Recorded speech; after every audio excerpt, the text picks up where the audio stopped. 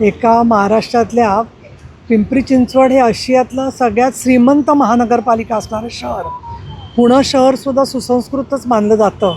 अशा वेळेला एक महिलेला प्रचंड दबावामुळे, त्रासामुळे आत्महत्या करावीशी वाटते. याचा अर्थ सगळी तिची आशा जी आहे ती संपलेली आहे असा त्याचा अर्थ होतो आणि ही अत्यंत दुर्दैवी घटना आहे. मी या ठिकाणचे वरिष्ठ पोलीस निरीक्षकांशी बोलले तसं माझ्याकडे अनेक लोकांनी वेगवेगळी माहिती आणून दिलेली आहे, कळवलेली आहे. आणि त्याच्यामध्ये एक दिसते की पतीची व्यसनाधीनता आणि त्याचबरोबर माहेरी एवढं माहेर सक्षम असून म्हणजे मी सुद्धा एक स्त्री आहे.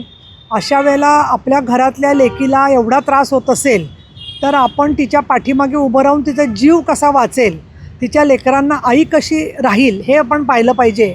परंतु तसं न घडता तिला राखी पौर्णिमेच्या आदल्या दिवशीच असं स्वतःचा जीव गमवायची वेळ आली.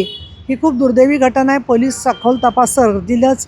मी CP आणि त्याचबरोबर गृहमंत्री, मुख्यमंत्री, उपमुख्यमंत्री एकनाथ शिंदे, उपमुख्यमंत्री सुनेत्राताई पवार या सगळ्यांशी बोलणार आहे.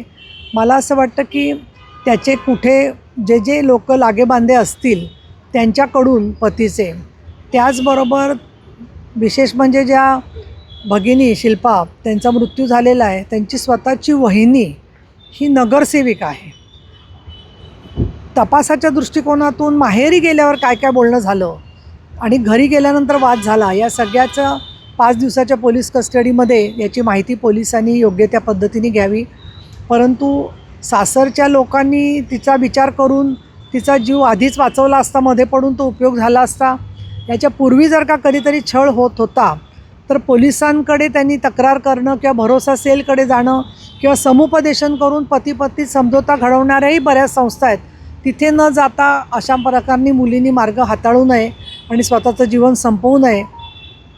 एखाद्या व्यक्तीच्या कुटुंबामध्ये दुसरी व्यक्ती येऊ शकते, परंतु आईवडिलांना आणि मुलांना आपली आई परत मिळू शकत नाही.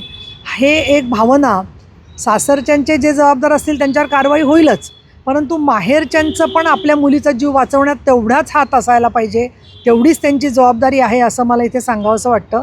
आणि या दृष्टिकोनातून कुठल्याही प्रकारचे गैरसमज किंवा दबाव याला बळी न पडता पोलीस चांगल्या पद्धतीने तपास करतील. आणि अजून कोणाकडे समजा या संदर्भातली माहिती असेल, तिच्या ओळखीचे नातेवाईक म्हणा, मैत्रिणी म्हणा, तर ती देखील त्यांनी पोलिसांच्याकडे जरूर द्यावी असं मला वाटतं.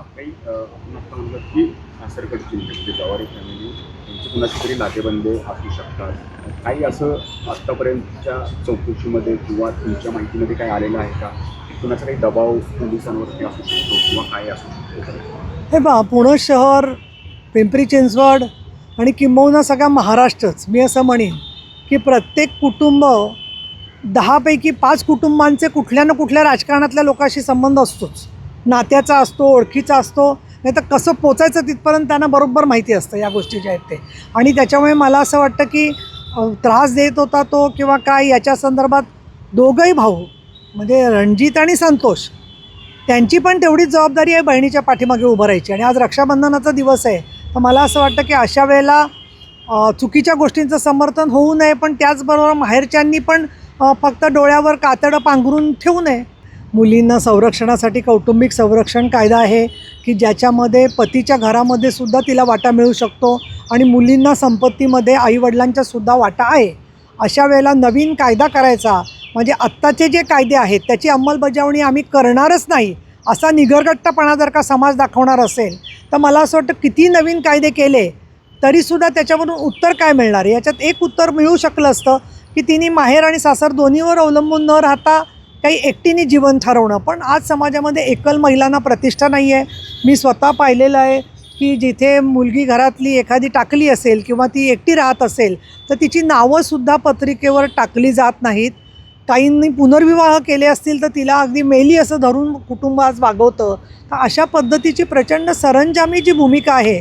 आणि मी तर असं म्हणेन की हा कायदा किती केला तरीसुद्धा आपण स्वतः समाजाला फेस करण्यासाठी सक्षम होणं हे महिलांनी जसं आवश्यक आहे तसं अशी परिस्थिती आणणारा जो समाज आहे आणि ज्या कुटुंबांनी डोळेझाक केली आहे, जे आरोपीचं कुटुंब आहे त्यांच्यावरती सुद्धा कडक कारवाई झाली पाहिजे. आता याच्यात बघा, लग्नाला 7 वर्षापेक्षा जास्त वर्ष झाल्यामुळे हुंड्याचा कायदा लागू शकला नाही.